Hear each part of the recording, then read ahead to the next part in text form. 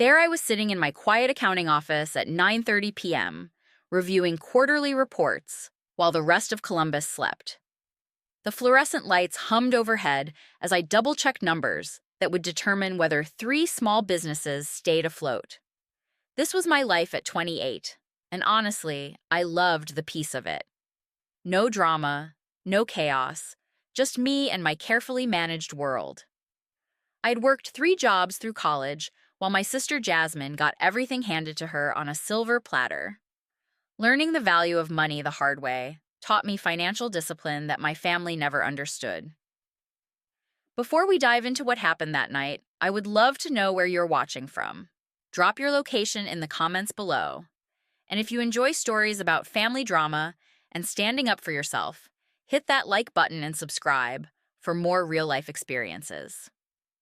Trust me, you will not believe how this situation unfolded. Growing up in our middle-class neighborhood in Ohio, I quickly learned that fairness was not exactly our family's strong suit. While Jasmine, 3 years younger than me, received new clothes for every school season, I got hand-me-downs from cousins and neighbors. When she wanted guitar lessons, they appeared magically. When I asked for art supplies, I heard about budget constraints, and maybe next month. By the time I turned 16, the pattern was crystal clear.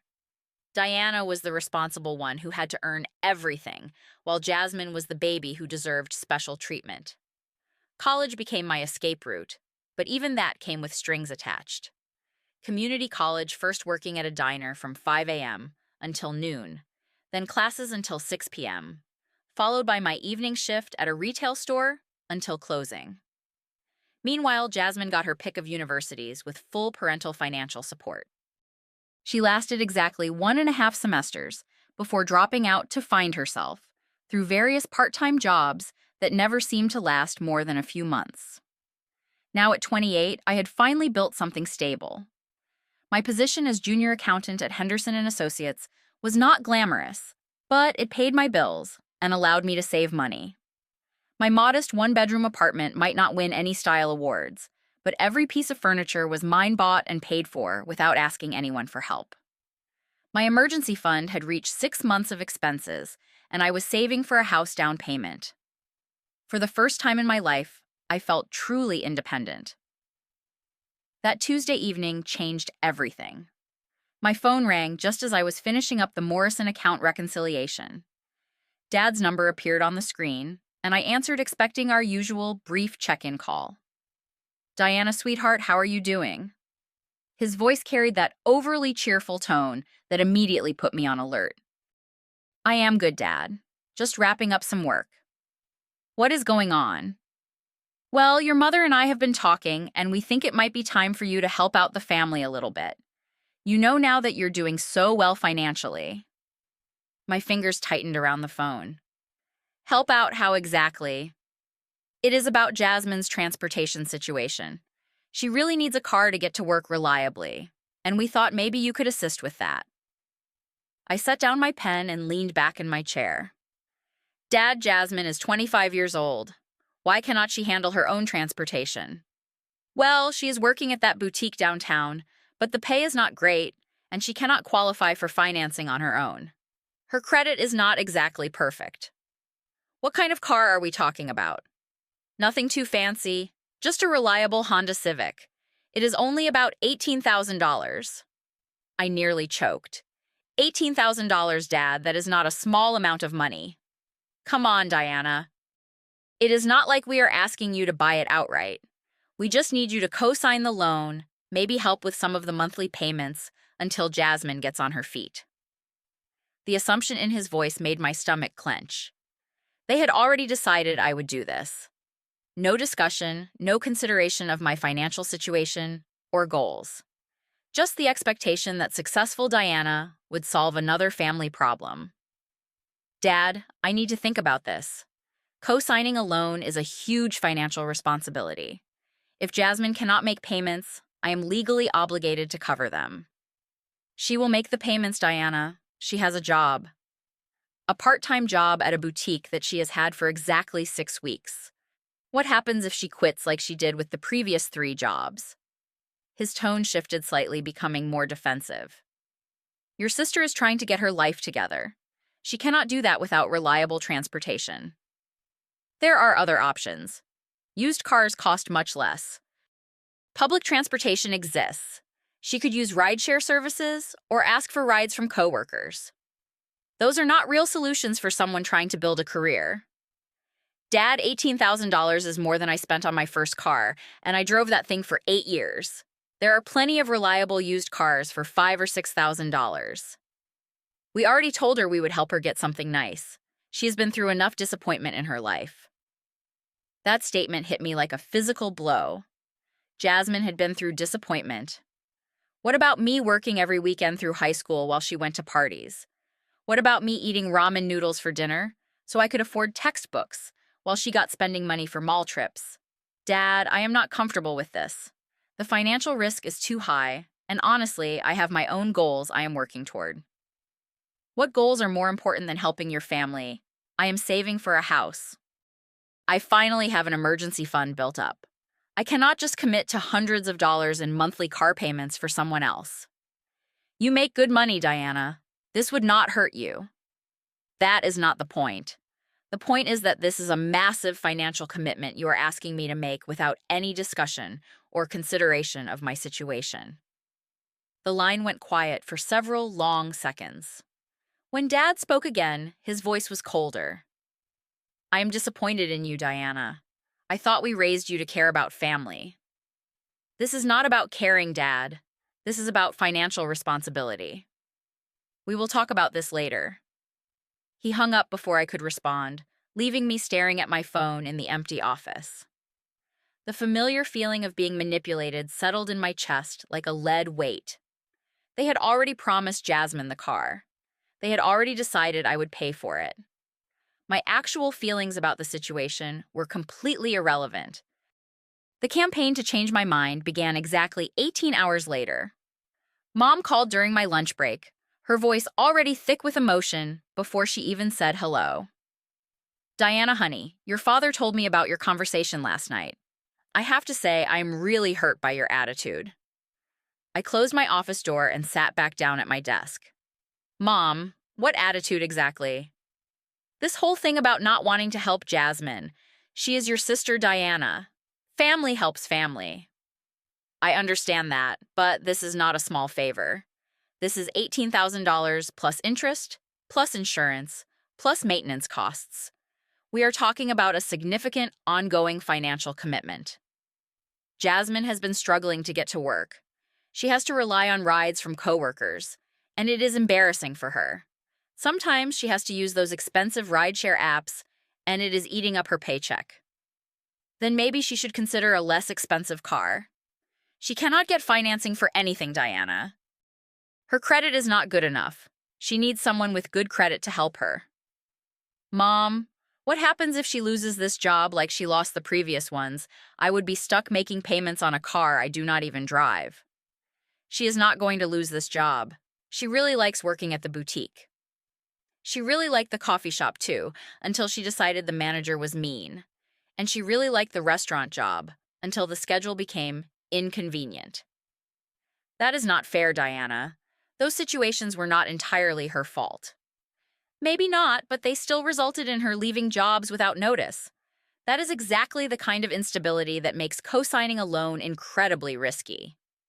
Mom's voice became more pleading. You used to be such a caring person, honey. I do not understand what has happened to you since you started making good money. That accusation stung because it was so fundamentally unfair. I had always been caring. I had helped with family emergencies multiple times over the years. When Dad's truck broke down 2 years ago, I gave them $1,500 without being asked to pay it back. When Mom needed dental work, I covered half the cost. When Jasmine's apartment deposit fell through, I helped her out. But apparently none of that mattered now. Mom, I have not changed. I am still the same person who has helped this family multiple times. But this request is different. This is not emergency help. This is asking me to take on a major ongoing financial obligation for someone who has a track record of making impulsive decisions. It is just a car payment, Diana. It is not like we are asking you to support her entirely. A car payment, insurance, maintenance, repairs when something goes wrong. Plus, if she damages the car or gets in an accident that affects me too, since my name would be on the loan. The conversation continued in circles for another 20 minutes before Mom hung up, clearly frustrated that her emotional appeals were not working. But that was just the beginning. Over the next week, the pressure intensified dramatically. Text messages from Jasmine started arriving daily, sometimes several times a day. They ranged from sweet and pleading to passive-aggressively guilt-inducing. "Hey sis, I know you are super busy, but I wanted you to know how much it would mean to me if you could help with the car situation. I promise I would never ask for anything else. Had to turn down a shift yesterday because I could not get a ride. This is really affecting my income. Saw the cutest Honda Civic at the dealership today. The salesman said if we could just get approved, I could drive it home this weekend. I do not understand why you're being so difficult about this. Mom and Dad think you have changed." Each message made my stress levels spike higher. I found myself avoiding my phone during breaks at work, dreading the next guilt trip or emotional manipulation. My sleep started suffering as I lay awake thinking about the impossible position my family had put me in. The situation reached a new level of absurdity when I arrived at my parents' house for Sunday dinner, thinking it would be a normal family meal. Instead, I walked into what could only be described as a financial intervention. Mom, Dad, and Jasmine were all sitting around the dining room table, with papers spread out in front of them. Dad gestured for me to sit down with the air of someone about to present a business proposal. "We have been doing some research and planning," he announced, "and we think we have found a solution that works for everyone." The papers turned out to be a payment plan they had created without consulting me. According to their calculations, I would pay $400 per month toward Jasmine's car loan for 3 years. They had even calculated the insurance costs and factored in what they considered my disposable income based on their estimates of my salary. This way, Mom explained, Jasmine gets reliable transportation, and you are helping your family. $400 is not that much for someone with your income. I stared at the papers, genuinely speechless. They had planned out my financial obligations, without asking my opinion, created a budget based on their assumptions about my money, and presented it as if it were a done deal. "Where did you get the idea that $400 is not much money?" I finally asked. "Well, you make good money at that accounting firm," Jasmine said, "and you do not have kids or a husband to support. Your expenses must be pretty low." My expenses include rent, utilities, groceries, student loan payments, car insurance, health insurance, retirement contributions, and saving for a house down payment. I have worked very hard to build financial stability, and I am not willing to jeopardize that. "But we already told the dealership that we could make this work," Dad said. "They are holding the car for us until Monday." "You told them what without asking me first?" "We knew you would come around once you saw how reasonable the payment plan was." That was the moment I realized how completely they had dismissed my autonomy in this decision. Not only had they decided I would help, but they had made commitments to other people based on that assumption. "I'm not signing anything, and I'm not making any payments," I said firmly. "You should not have made promises you could not keep." Jasmine's eyes filled with tears. "I cannot believe you are being so selfish about this. All I want is a chance to get my life on track, and you are the only one who can help me. There are other ways to get your life on track that do not involve me taking on debt for you. Like what I cannot afford a car on my own, and I cannot get financing. Without reliable transportation, I cannot even look for better jobs. Buy a cheaper car. Save up a few $1,000s and get something older, but reliable. Take out a personal loan for a smaller amount. Ask Mom and Dad to co-sign instead of me." "We cannot co-sign because of Dad's bankruptcy 3 years ago," Mom admitted quietly. That was news to me. Dad declared bankruptcy. "It was just a business thing," Dad said defensively. "The construction company had some problems, and we had to restructure some debt. It will be off our credit report in a couple more years." Suddenly, everything made much more sense. They could not help Jasmine themselves because their credit was damaged, so they needed to use mine. I was not being asked to help family out of love. I was being used as a financial resource because I was the only one with good credit.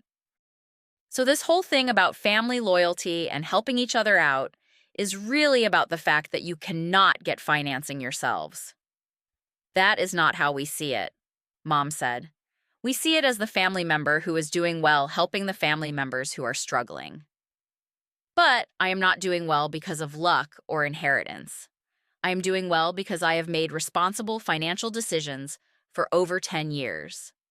I worked multiple jobs, lived cheaply, avoided debt, and saved money.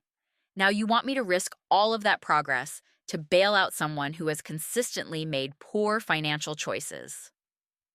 The room went silent. Finally, Dad spoke, his voice harder than I had ever heard it. You have changed, Diana. Success has made you selfish and cold. The Diana we raised would not hesitate to help her family. The Diana you raised has been helping this family for years. But apparently that does not matter because it was not expensive enough to count. I left that dinner feeling emotionally drained and more isolated than ever. Over the following days, the pressure campaign escalated even further. Extended family members started calling clearly, having been briefed on the situation from my parents' perspective. Aunts and uncles who rarely spoke to me suddenly had opinions about my obligations to family. The final straw came on Thursday evening when I overheard a conversation at the grocery store. I was picking up produce when I heard familiar voices in the next aisle. It was my mom talking to our neighbor, Mrs. Patterson. "We are just heartbroken about Diana's attitude," Mom was saying. "She has money now, but she refuses to help her sister get a car. Poor Jasmine is struggling so much, and Diana just does not seem to care anymore." Mrs. Patterson made sympathetic noises, while I stood frozen behind a display of apples, listening to my mother paint me as the villain in our family drama to near strangers. That night, I made a decision. I was going to have one final conversation with my father, lay out my position clearly and calmly, and then be done with the entire situation, regardless of his response. I called Dad Friday evening, having spent the entire day mentally preparing for what I knew would be a difficult conversation. I had written down the key points I wanted to make, hoping that a rational, logical discussion might finally break through the emotional manipulation and guilt trips. "Dad, I want to talk about this car situation one more time. I hoped you were calling to tell me you had changed your mind. I want to explain my position clearly, so there are no misunderstandings." His tone immediately became defensive. "There is nothing to misunderstand, Diana. Your sister needs help and you are refusing to provide it. It is pretty straightforward." "Dad, this is not about refusing to help. This is about the size and nature of the help being requested. You are asking me to co-sign an $18,000 loan for someone with no credit history and an unstable employment record. That is a massive financial risk. It is not that much money for someone with your income. That is not true, and it is not your decision to make. I budget every dollar of my income. I have financial goals I am working toward. Taking on this obligation would derail my plans to buy a house. You can buy a house later. Jasmine needs transportation now. Why is her immediate want more important than my long-term financial planning? Because she is family, and family helps family. I have helped this family plenty of times, but those were emergencies or one-time expenses. This is asking me to take on a long-term financial obligation with serious legal consequences if something goes wrong. Nothing is going to go wrong. You cannot guarantee that. What happens if Jasmine loses her job again? What happens if she decides she wants a different car in 6 months? What happens if she moves to a different state? I would still be legally responsible for those loan payments. You are overthinking this whole thing. No, Dad, I am thinking about it exactly as much as someone should when being asked to co-sign a major loan. The conversation was already deteriorating, but I pressed on, hoping to reach some kind of understanding. "Let me ask you this, Dad. If the situation were reversed, if I needed Jasmine to co-sign a loan for me, Would you encourage her to do it without hesitation? That is different. How is it different? You have always been responsible with money. Jasmine is still learning. Exactly. So you understand that co-signing a loan for someone who is still learning to be responsible with money is risky. His voice started to rise. I cannot believe you are nitpicking this to death. We are talking about helping your sister get to work. We are talking about me taking legal responsibility for a debt I did not agree to take on. It is just a car payment, Diana. It is not just a car payment. It is a legal contract that makes me responsible for someone else's debt. It affects my credit score, my ability to get loans in the future, and my financial security. You are being ridiculous. I am being responsible. No, you are being selfish. His voice had risen to a shout, and I could feel the conversation spinning completely out of control. Dad, I have helped this family financially multiple times over the years without being asked to pay back a single dollar. I have never asked for help with my own expenses. I have never created financial problems for anyone else. How exactly am I selfish?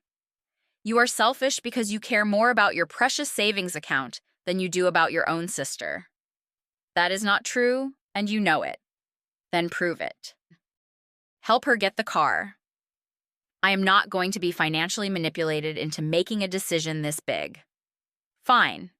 Be that way, but do not come crying to us when you need help someday. Dad, I am not trying to hurt anyone. I am trying to protect my financial stability. It is just a little help, Diana. Just a little help. And you cannot even do that for family. You are selfish. You have always been selfish, but now you think your money makes you better than the rest of us. Something inside me snapped at those words. Years of being the responsible one, years of helping without complaint, years of being taken for granted, all came rushing to the surface. Selfish. I worked 3 jobs through college while Jasmine got full financial support. I have given this family thousands of dollars over the years without asking for anything back. I have been responsible, reliable, and generous. And the moment I set a boundary, I am selfish. That is ancient history. No, Dad, that is the foundation of who I am and why I have money to begin with. I have money because I work hard and make smart decisions. Jasmine does not have money because she makes impulsive choices and quits jobs when they become inconvenient. Do not talk about your sister like that. I am stating facts, and the fact is that co-signing a loan for someone with her track record is financial suicide. It is just a little help. You are being selfish. Those words screamed at me through the phone, crystallized everything wrong with our family dynamic. My financial success was not seen as the result of hard work and discipline. It was seen as a resource for other people to exploit.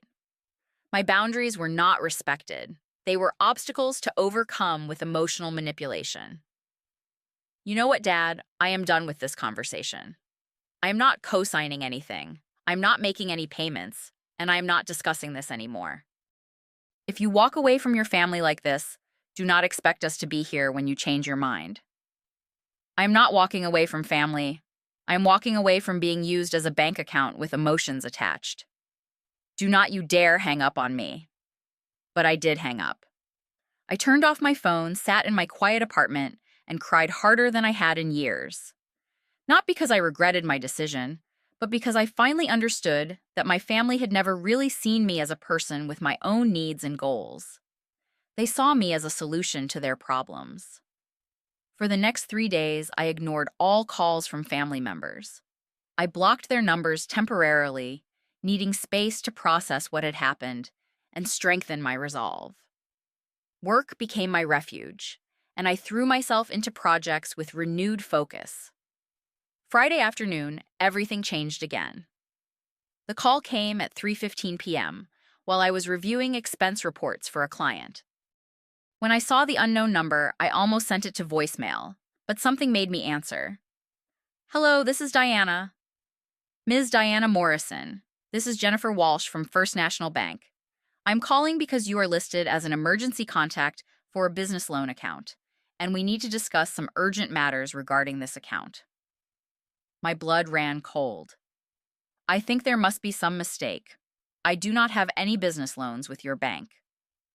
According to our records, you are listed as emergency contact and co-applicant for a business loan in the amount of $25,000 under Morrison Family Construction.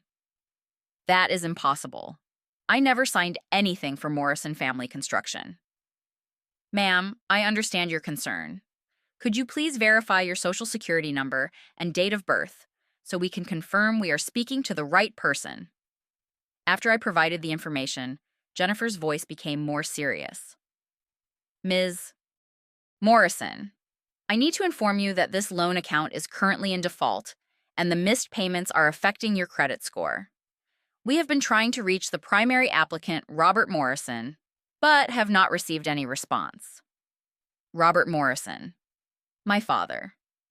Ms. Walsh, I need to be very clear about something. I never signed any loan documents. I never agreed to be responsible for any business loan.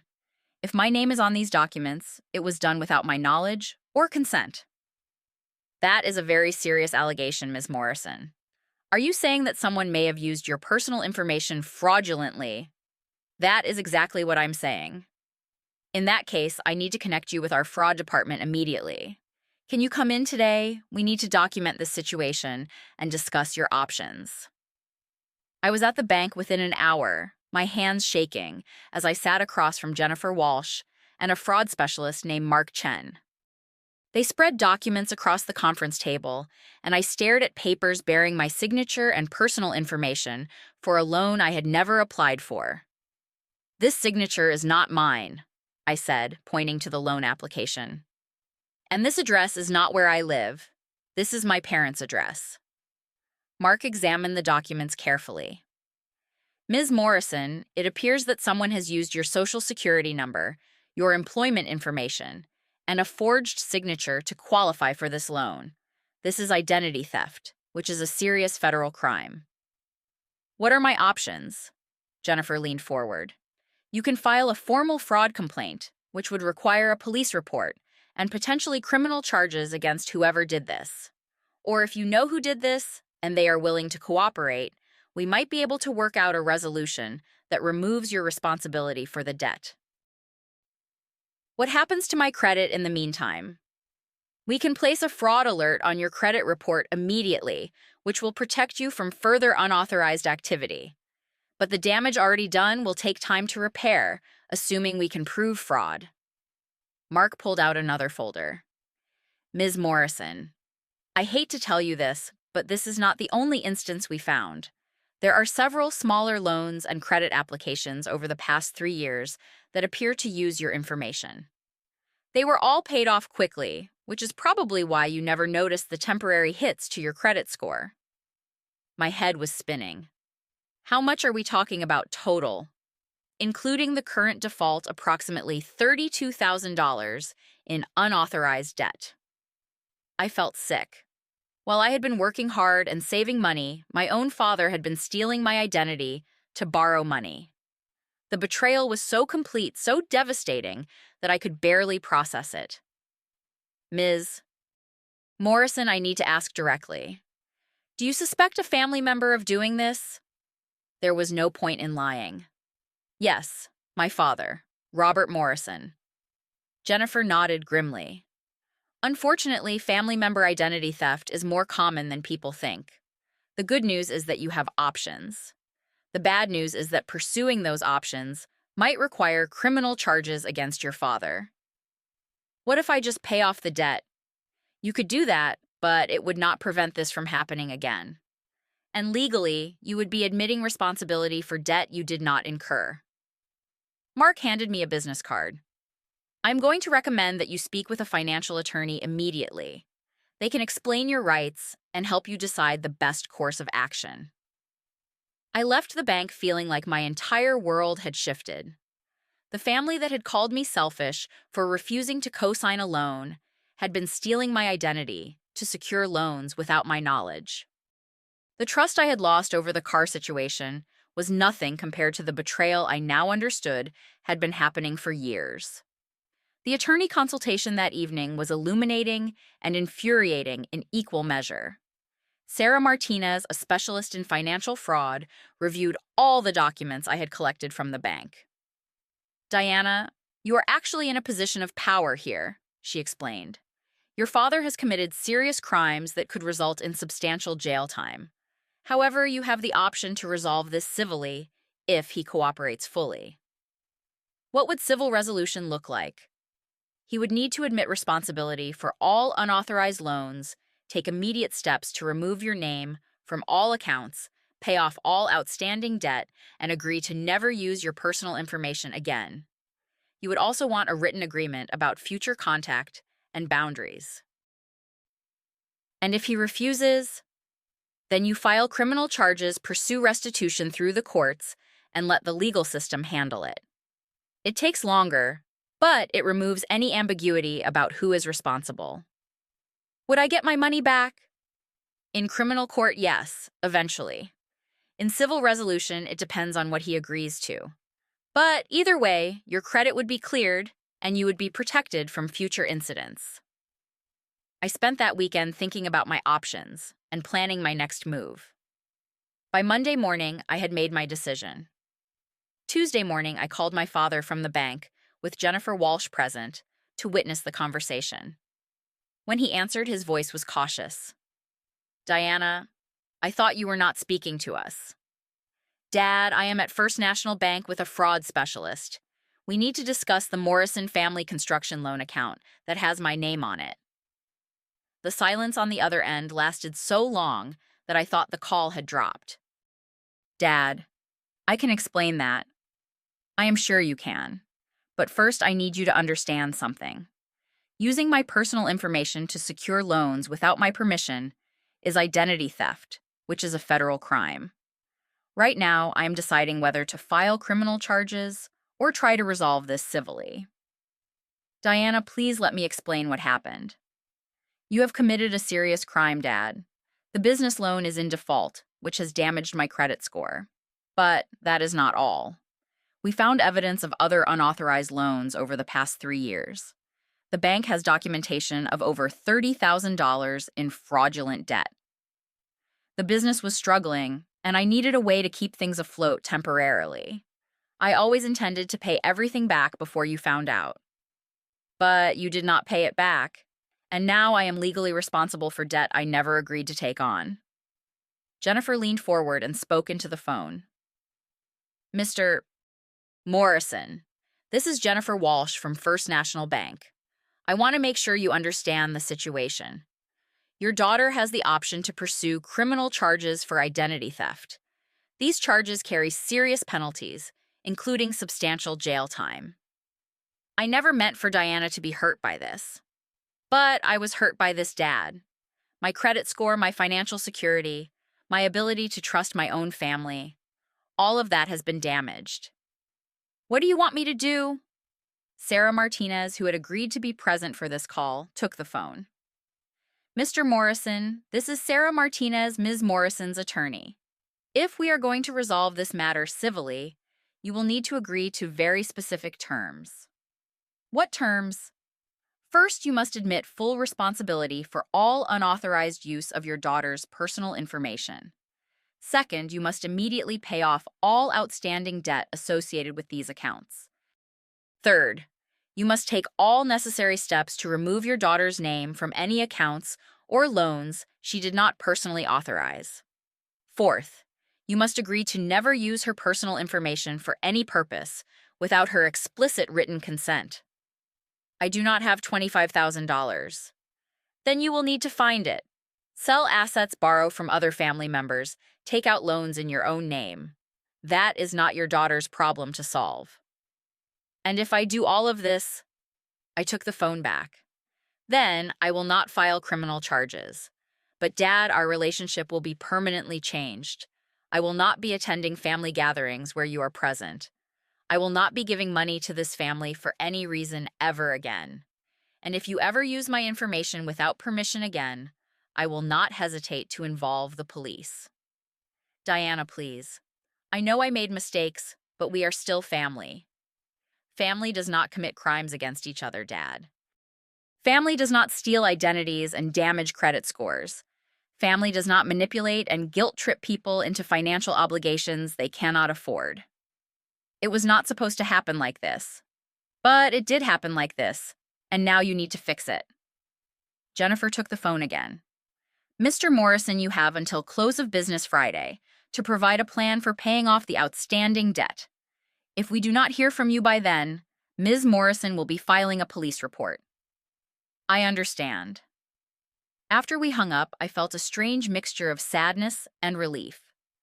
The family that had raised me was gone, replaced by people who saw me as a resource to exploit rather than a person to love. But for the first time in weeks, I was not the one being asked to fix someone else's problems. Thursday afternoon, Dad called back. Diana, I talked to the bank, and I'm going to take out a personal loan to pay off the business loan. It will clear your name completely. Good. And I want you to know that I am sorry. I never meant for things to go this far. Dad, your apology does not change anything. You stole my identity multiple times over 3 years. You damaged my credit score. You put me in legal jeopardy. Sorry does not fix that. What can I do to fix our relationship? Nothing. Our relationship is over. I will be polite if we encounter each other in public, but I will not be participating in family events or activities. You cannot mean that. I absolutely mean that. You taught me an important lesson about trust, Dad. Once it is broken this completely, it cannot be repaired. Over the following months, I began the process of rebuilding my sense of security and self-worth. The first few weeks were difficult, as I grieved the loss of the family relationships I thought I had. But gradually, something unexpected happened. Without the constant emotional manipulation and financial pressure, I started to feel lighter and more confident. Work became even more enjoyable when I did not have to worry about family drama affecting my concentration. I made new friends among my colleagues, people who respected my boundaries and appreciated my reliability. My savings account grew faster than ever, without the occasional family emergencies that always seemed to require my financial assistance. 6 months later, I made an offer on a small house in a quiet neighborhood. The down payment came entirely from my own savings, earned through my own hard work. When I got the keys, I sat in my empty living room and felt truly proud of what I had accomplished. The housewarming party was small but perfect. Coworkers, neighbors, and new friends gathered to celebrate my achievement. No one asked me for money. No one made me feel guilty for setting boundaries. No one treated my success as something I owed to other people. Sometimes people ask if I regret cutting ties with my family. The honest answer is no. I do not regret protecting my financial security and emotional well-being. I do not regret refusing to enable destructive behavior. And I do not regret learning to value myself enough to walk away from people who did not value me. The day I learned to say no to financial manipulation, I finally learned to say yes to my own worth. Sometimes the people who call you selfish are the ones who have been selfishly taking advantage of your generosity for years. True family does not demand your financial sacrifice as proof of love. Setting boundaries is not abandoning people. It is teaching them to value what you freely choose to give. My life now is quieter, more peaceful, and entirely my own.